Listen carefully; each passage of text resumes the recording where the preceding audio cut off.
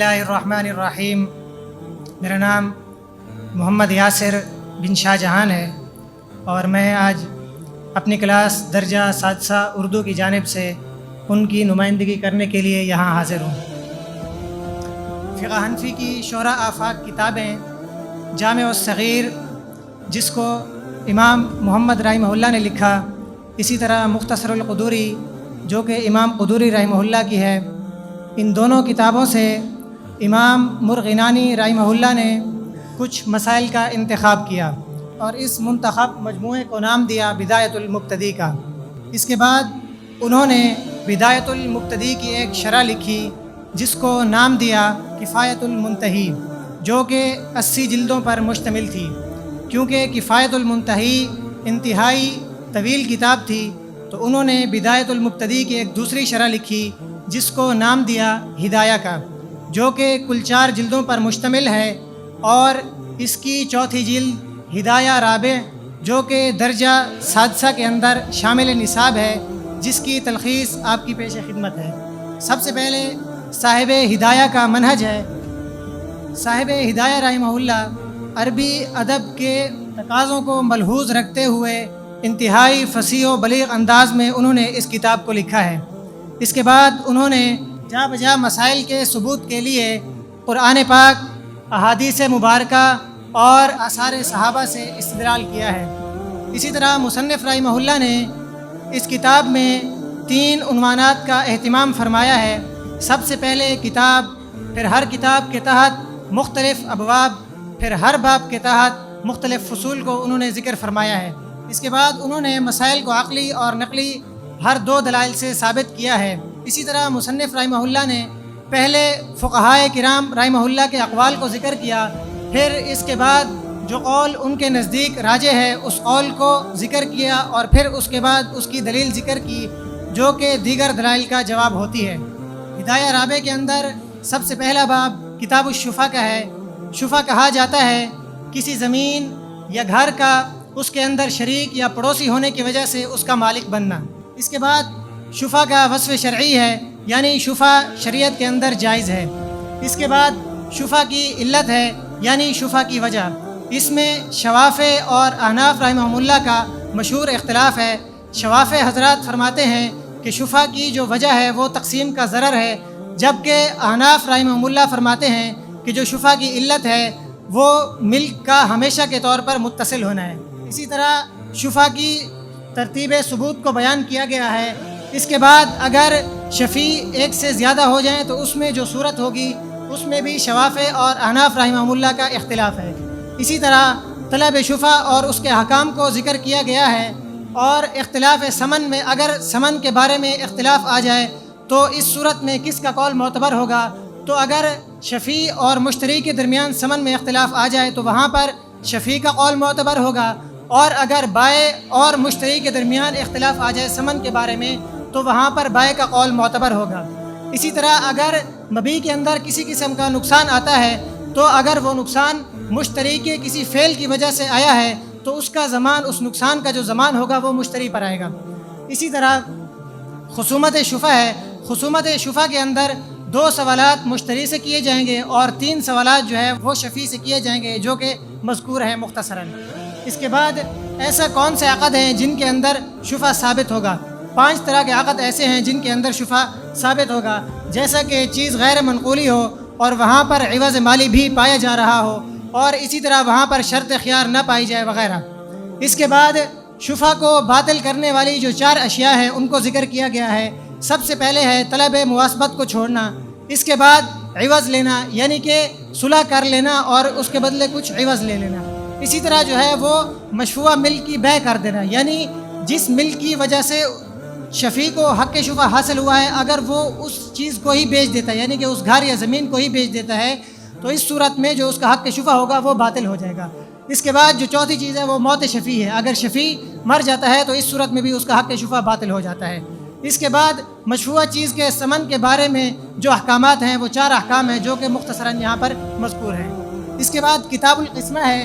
کتاب القسمہ، قسمت اصطلاح شرع کے اندر کہا جاتا ہے کہ مبادلہ اور تفریض کے طور پر ہر شریک کے حصہ کو متعین کرنا یا ہر شریک کے حصہ کو الگ الگ کر دینا۔ اس کے بعد یہاں پر قسمت کی سب سے پہلے تعریف کو ذکر کیا گیا، اس کے بعد قسمت کی شرط کو بیان کیا گیا ہے، پھر تقسیم کب ہوگی اس صورت کو بھی یہاں پر بتایا گیا۔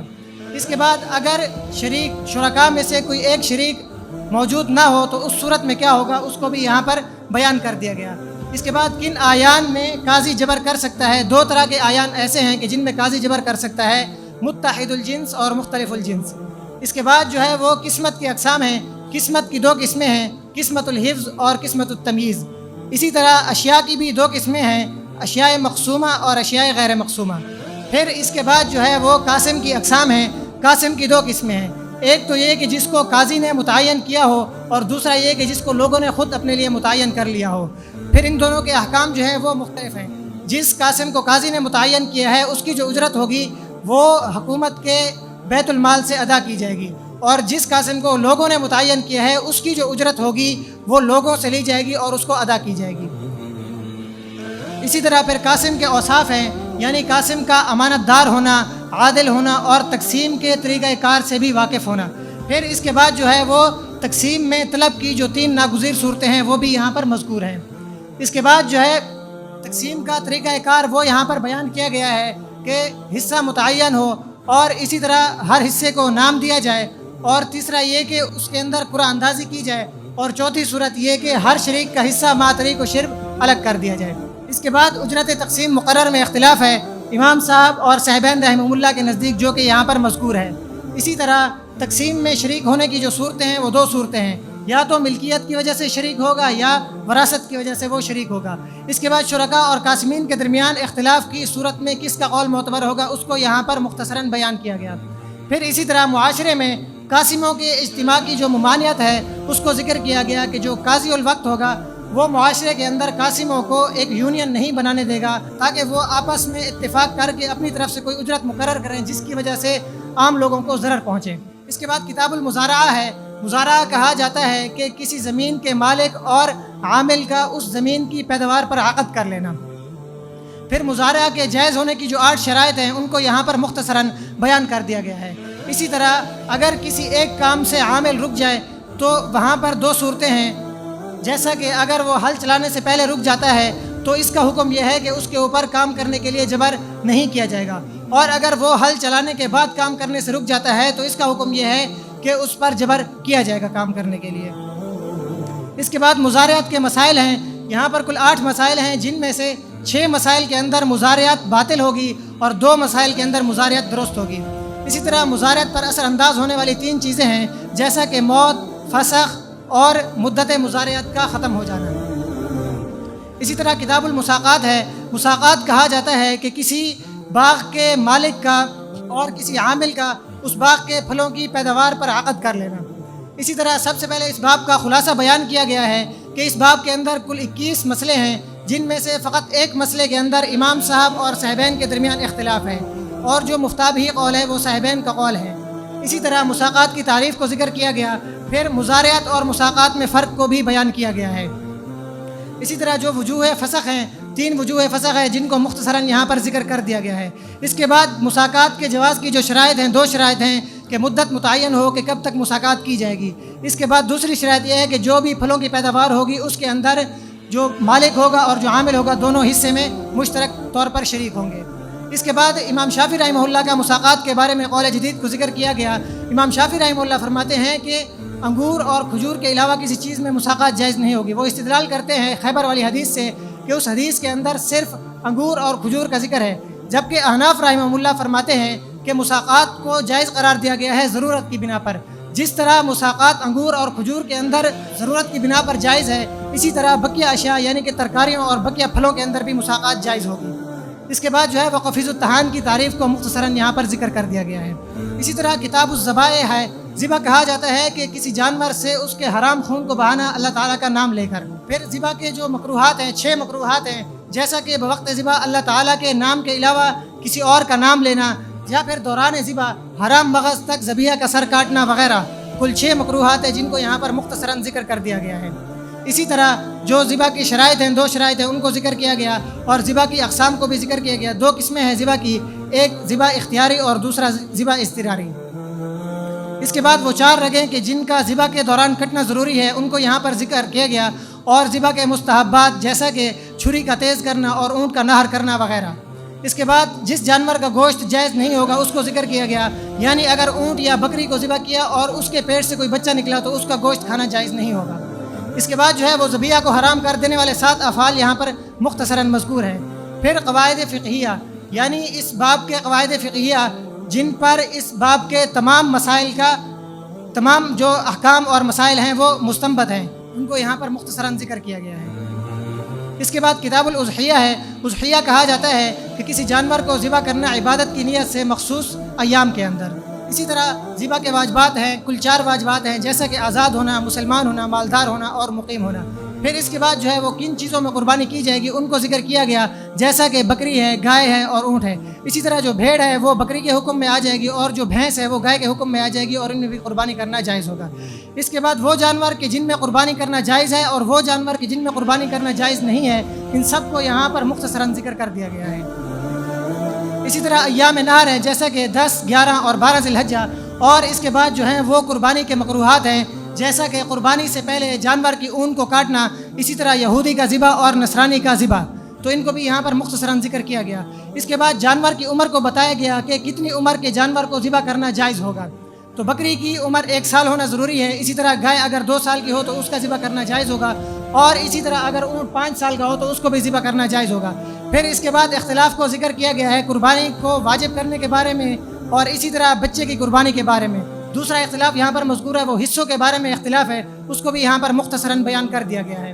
اس کے بعد جو ہے وہ قربانی کا وقت اور جگہ کو ذکر کیا گیا، اور اس کے بعد یہ بتایا گیا کہ کن پر قربانی نہیں ہوگی، یعنی کہ کن افراد پر قربانی واجب نہیں ہوگی، تو ان میں ایک مسافر ہے اور دوسرا مقیم ہے۔ اس کے بعد کتاب الکراہیہ ہے، یعنی کہ ہر وہ عمل کہ جس کے اوپر حلال اور حرام دونوں طرح کے، ہر وہ عمل کہ جس کے متعلق اجازت اور ممانعت دونوں کے دلائل موجود ہوں، جس کی بنا پر اسے نہ تو مکمل طور پر حلال کہا جا سکتا ہو اور نہ مکمل طور پر حرام، اسے فقہا کی اصطلاح میں کراہیہ کہا جاتا ہے۔ اس کے بعد کھانے اور پینے کی اشیاء میں کراہیت ہے، اس کو مختصراً بیان کر دیا گیا۔ پھر اس کے بعد پہننے کی اشیاء جیسا کہ ریشم کا پہننا اور مرد کے لیے سونے کا پہننا وغیرہ یہ مکروہ ہے۔ اس کے بعد جو ہے نظر، مس اور وطی، ان چیزوں کے بارے میں 5 احکام ہیں جن کو مختصراً یہاں پر ذکر کر دیا گیا ہے۔ اسی طرح وہ بیوع کے جن کا کرنا مکروہ ہے، جیسا کہ آدمی کے فضلہ کو بیچنا یا پھر لوگوں کو ضرر پہنچانے کے لیے غلہ کو ذخیرہ اندوزی کر لینا وغیرہ، کل 6 مسائل ہیں جن کو یہاں پر مختصراً طور پہ ذکر کیا گیا ہے۔ پھر اس کے بعد استبراء وغیرہ کے کل 4 مسائل ہیں جو کہ یہاں پر مذکور ہیں۔ اسی طرح اس باب کے مسائل متفرقہ ہیں جو کہ کل 7 ہیں جن کو مختصراً طور پہ یہاں پر ذکر کیا گیا ہے۔ اسی طرح کتاب احیاء المواد ہے۔ احیاء المواد یعنی کسی غیر آباد زمین جو کہ کسی کی ملکیت میں نہ ہو، اسے قاضی وقت کی اجازت سے آباد کر لینا، اسے احیاء المواد کہا جاتا ہے۔ اس کے بعد سب سے پہلے ارض المواد کی تعریف کی گئی ہے۔ اس کے بعد شرائط، یعنی ارض المواد کو آباد کرنے کی جو شرائط ہیں ان کو یہاں پر ذکر کیا گیا۔ اس کے بعد جو مالک بننے کی شرط ہے، یعنی جس شخص نے زمین کو آباد کر لیا قاضی وقت کی اجازت سے تو وہ اس زمین کا مالک بن جائے گا۔ پھر اس کے بعد ایک اختلاف ہے، احناف کا مسلک ہے اور صاحبین کا مسلک ہے۔ احناف رحمہ اللہ فرماتے ہیں کہ یہاں پر قاضی کی اجازت لینا یہ شرط نہیں ہے، جبکہ صاحبین رحمہ اللہ فرماتے ہیں کہ یہاں قاضی کی اجازت لینا یہ شرط ہے۔ اس کے بعد جو ہے ارض مواد میں عشر واجب ہوگا یا خراج واجب ہوگا، اس کو بھی مختصراً یہاں پر ذکر کر دیا گیا ہے۔ اسی طرح حد بندی کے مختلف طریقوں کا بیان ہے۔ 4 طرح کی حد بندی کی جا سکتی ہے، جیسا کہ زمین کے چاروں طرف لکڑی کی باڑ لگا دے یا پھر زمین کو صاف کر کے اس کے کانٹے وغیرہ کو جلا دینا۔ 4 طرح کے مسائل ہیں جو کہ مختصراً طور پہ یہاں پر مذکور ہے۔ اسی طرح اس باب کے قواعد فقہیہ جو کہ 3 ہیں جن کے اوپر اس باب کے احکام کا استنباط ہوتا ہے وہ بھی یہاں پر مذکور ہیں۔ اسی طرح یہاں پر حریم کی تعریف کی گئی ہے، یعنی حریم کنویں وغیرہ کے ارد گرد وہ جگہ کہ جو اس کی حفاظت کے لیے چھوڑی جاتی ہے، خالی چھوڑی جاتی ہے، اسے حریم کہا جاتا ہے۔ اور اس کے بعد مقدار حریم کو بھی یہاں پر مختصراً طور پہ ذکر کر دیا گیا ہے۔ اس کے بعد کتاب الاشربہ ہے، یعنی کہ اس کا اطلاق جو ہے وہ پینے والی حرام اشیاء کے اوپر ہوتا ہے۔ تو 4 طرح کی شرابیں ایسی ہیں کہ جن کا پینا بالکل حرام ہے۔ ان میں نقیع التمر ہے، نقیع الزبیب ہے، خمر ہے اور انگور کا شیرہ ہے، ان کا پینا بالکل حرام ہے۔ اس کے بعد جو ہے وہ کیا خمر کی ذات حرام اور نجس ہے یا نہیں، تو اس کے بارے میں علماء کرام کے 3 مختلف اقوال ہیں جو کہ مختصراً طور پہ مذکور ہیں۔ اس کے بعد شراب کب بنے گی، اس میں امام صاحب اور صاحبین رحمہ اللہ کا اختلاف ہے۔ امام صاحب رحمہ اللہ فرماتے ہیں کہ جب انگور کا شیرہ تیز ہو جائے، جوش اور جھاگ مارنے لگ جائے اور گاڑھا ہو جائے تو اس وقت اس پر خمر کا اطلاق ہوگا، لیکن صاحبین رحمہ اللہ فرماتے ہیں کہ شراب بننے کے لیے اس کا جھاگ مارنا شرط نہیں ہے۔ اسی طرح خمر جو ہے وہ نجاست غلیظہ ہے، اس کا یہ دلائل جو ہے یہ دلائل قطعیہ سے ثابت ہے، اور اسی طرح خمر کو حلال سمجھنے والا آدمی وہ کافر ہے۔ اس کے بعد جو ہے کیا شراب مال متقوم ہے، یعنی کیا شراب جو ہے وہ مسلمان انسان کو اس بات کی اجازت ہے کہ وہ شراب کی خرید و فروخت کر سکتا ہے یا اس سے نفع حاصل کر سکتا ہے یا نہیں؟ تو علماء کرام فرماتے ہیں کہ نفع حاصل نہیں کر سکتا، مسلمان کو اس بات کی اجازت نہیں ہے۔ اور اس کے بعد شراب نوشی کی جو سزا ہے اس کو ذکر کیا گیا ہے، اور اس کے بعد پکی ہوئی شراب کا حکم، یعنی اگر آگ پر شراب کو پکا لیا جائے تو کیا وہ ویسے ہی حرام رہے گی یا اس کا حکم تبدیل ہوگا؟ تو فرماتے ہیں کہ اس کا حکم تبدیل نہیں ہوگا، وہ اسی طرح حرام ہی رہے گی۔ پھر اس کے بعد شراب کو سرکہ میں تبدیل کرنے کا حکم ہے۔ امام صاحب رحمہ اللہ فرماتے ہیں کہ شراب کو سرکہ میں تبدیل کرنا حلال ہے، جبکہ امام شافعی رحمہ اللہ کے اس میں 2 اقوال ہیں۔ پہلا قول یہ ہے کہ حلال ہے، دوسرا یہ ہے کہ حلال نہیں ہے۔ اس کے بعد کتاب الصید ہے، صید جو ہے وہ شکار کرنے کو کہا جاتا ہے، تو مذکورہ شرائط سے جانور کا شکار کرنا حلال ہے۔ یہاں پر 6 شرائط کو ذکر کیا گیا ہے، جیسا کہ اس درندے یا پرندے کا تعلیم یافتہ ہونا، اسی طرح اس کا جارح ہونا اور وہاں پر ارسال پایا جائے وغیرہ۔ اگر یہ 6 شرائط پائے جائیں تو پھر جانور کے ذریعے شکار کرنا وہ حلال ہوگا۔ اس کے بعد تعلیم یعنی درندے اور پرندے کو کب جو ہے نا اس قابل سمجھا جائے گا کہ اس سے کیا ہوا شکار جو ہے وہ حلال سمجھا جائے؟ تو کہتے ہیں کہ اگر جو درندہ ہے اس کو 3 مرتبہ بھیجا جائے اور بلانے پر وہ 3 مرتبہ واپس آ جائے بغیر کسی رکاوٹ کے تو اسے معلم سمجھا جائے گا اور اس کا شکار حلال ہوگا۔ اور جو درندہ ہے یعنی کہ جو جانور ہے، اگر اس کو 3 مرتبہ شکار پر بھیجا جائے اور وہ 3 مرتبہ شکار پر بھیجا جائے اور وہ 3 مرتبہ شکار کو نہ کھائے، بغیر کھائے شکار کو لے آئے، تب اس کا شکار حلال سمجھا جائے گا۔ اس کے بعد جو ہے وہ مذکورہ 6 شرائط سے تیر کا شکار جائز ہوگا، جو کہ مختصراً طور پہ مذکور ہیں۔ پھر اسی طرح اس باب کے متفرق مسائل ہیں جو کہ 3 ہیں، مختصر طور پہ مذکور ہیں یہاں پر۔ اسی طرح کتاب الرہن ہے، رہن یعنی اپنے حق کے عوض کسی چیز کو اپنے پاس روک لینا تاکہ اس چیز کے ذریعے اپنے حق کی وصول یابی جو ہے وہ ممکن ہو جائے، اسے اصطلاح شرع کے اندر رہن کہا جاتا ہے۔ سب سے پہلے اس کی تعریف ہے، پھر اس کا ثبوت ہے، قرآن اور احادیث سے ثبوت ہے رہن کا۔ اس کے بعد جو ہے وہ حکم ہے رہن کا۔ شواف حضرات فرماتے ہیں کہ رہن کا حکم یہ ہے کہ وہ امانت ہے، جبکہ احناف رحمہ اللہ فرماتے ہیں کہ امانت عین اور ضمانت مالیت ہے۔ اس کے بعد اس کے ارکان کو ذکر کیا گیا۔ پھر اس کے بعد جن چیزوں کا عوض رہن رکھنا جائز ہے، کل 8 چیزیں ہیں جن کو یہاں پر مختصراً طور پہ ذکر کیا گیا ہے۔ اس کے بعد جن چیزوں کا رہن رکھنا جائز نہیں ہے، 4 چیزیں ہیں جن کو یہاں پر ذکر کیا گیا ہے۔ اس کے بعد اس باب کے جو مسائل متفرقہ ہیں، 6 مسائل ہیں جن کو یہاں پر ذکر کیا گیا ہے۔ اس کے بعد رہن کے شرائط ہیں جو کہ کل 4 شرائط ہیں، ان کو یہاں پر مختصر طور پہ ذکر کیا گیا۔ اور اسی طرح رہن میں جو تصرفات ہیں، کل 6 طرح کے تصرفات ہو سکتے ہیں جن کو یہاں پر مختصر طور پہ ذکر کیا گیا ہے۔ اسی طرح عادل کے پاس رہن رکھوانے کے متعلق 6 احکامات ہیں، ان کو ذکر کیا گیا، اور پھر مرتہن کے متعلق جو احکامات ہیں ان کو بھی یہاں پر ذکر کیا گیا۔ پھر اس کے بعد قواعد فقہیہ ہیں اس باب کے، جن کے اوپر اس باب کے احکامات مرتب ہوتے ہیں، ان کو یہاں پر مختصر طور پہ ذکر کر دیا گیا ہے۔ اسی طرح کتاب الدیات ہیں، یعنی کسی نفس یا عضو کو ہلاک کرنے کی صورت میں جو مال انسان پر لازم آتا ہے اسے دیت کہا جاتا ہے۔ موجب دیت جو ہے وہ 2 چیزیں ہیں، ان کو یہاں پر ذکر کیا۔ اسی طرح مادون نفس یعنی اعضاء کے اندر کیا دیت لازم آئے گی اس کو بھی یہاں پر ذکر کر دیا گیا۔ پھر دیت کے اقسام و مقدار ہیں، 6 طرح کے اقسام و مقدار ہیں جن کو یہاں پر ذکر کیا گیا۔ اسی طرح اشجاج عاشرہ ہیں جن کو یہاں پر مختصر طور پہ ذکر کر دیا گیا ہے۔ اس کے بعد جانوروں کی جنایت اور جانوروں پر جنایت، یہ کل 7 مسائل ہیں جن کو یہاں پر ذکر کیا گیا۔ اسی طرح راستے کے اندر جو تصرفات ہیں، 6 طرح کے تصرفات ہو سکتے ہیں جو کہ یہاں پر مختصراً طور پہ بیان کر دیے گئے ہیں۔ اسی طرح کتاب المعاقل ہے، عاقلہ خاندان کے وہ لوگ ہوتے ہیں جو انسان کی طرف سے دیت ادا کرتے ہیں۔ پھر اسباب عقل کو بیان کیا گیا، ان میں اہل دیوان، نسب، قرب مکان، ولا اور مولا موالات ہیں۔ پھر اس کے بعد کافر اور اہل ذمہ کے عاقلہ کو بیان کیا گیا، اور اس کے بعد کون سے عاقلہ ہیں اور کون سے عاقلہ نہیں ہیں ان کو بھی یہاں پر بیان کر دیا گیا ہے۔ اس کے بعد عاقد کا پھر جانے کی 4 صورتیں ہیں جن کو یہاں پر مختصر طور پہ ذکر کر دیا گیا۔ اس کے بعد جو ہے عاقلہ پر کیا نہیں آئے گا اس کو بھی ذکر کیا گیا ہے، اور اس باب کے جو قواعد فقہیہ ہیں، 2 قواعد فقہیہ ہیں جس پر اس باب کے احکام مرتب ہوتے ہیں، ان کو بھی ذکر کیا گیا ہے۔ اسی طرح مسائل متفرقہ 2 مسائل ہیں جن کو یہاں پر مختصر طور پہ ذکر کر دیا گیا ہے۔